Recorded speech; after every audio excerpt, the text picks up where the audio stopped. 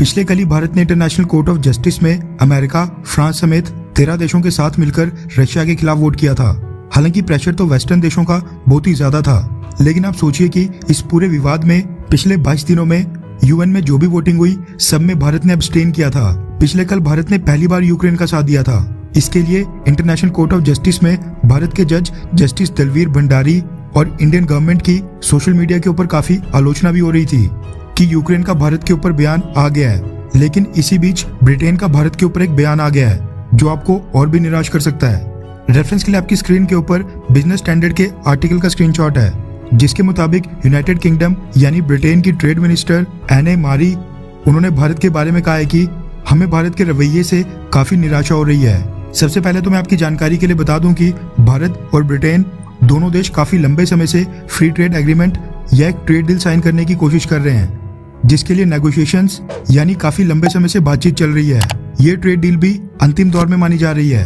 इसलिए इंडियन और ब्रिटेन दोनों देशों के ट्रेड मिनिस्टर्स पीयूष गोयल साहब और एने मारी ये दोनों काफी चर्चा में रहते हैं। इस बार भी जब मीडिया ने उनसे यूक्रेन के ऊपर भारत के स्टैंड के ऊपर सवाल किया, उनसे पूछा गया कि क्या भारत का जो यूक्रेन और रशिया को लेकर स्टैंड है, यानी जो भारत वोटिंग में अब्सटेन करता है, रशिया से क्रूड ऑयल परचेज करता है, उसके कारण भारत और ब्रिटेन के बीच में जो ट्रेड टॉक्स चल रही हैं, क्या उसके ऊपर इसका असर पड़ेगा?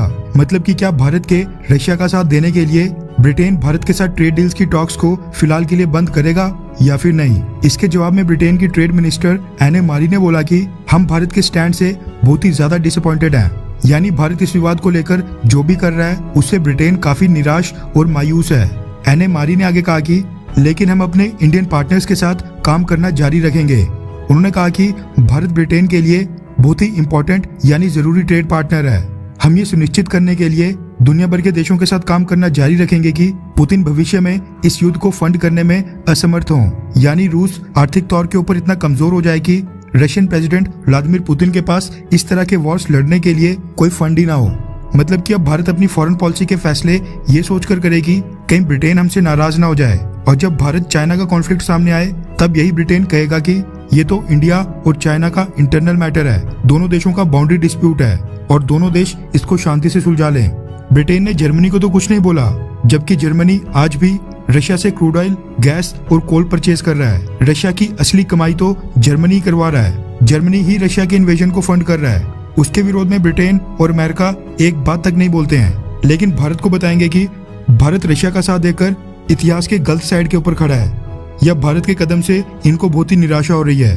खैर, क्या यूक्रेन विवाद के ऊपर मोदी गवर्नमेंट की विदेश नीति से आप बिल्कुल संतुष्ट हैं? हाँ या फिर ना?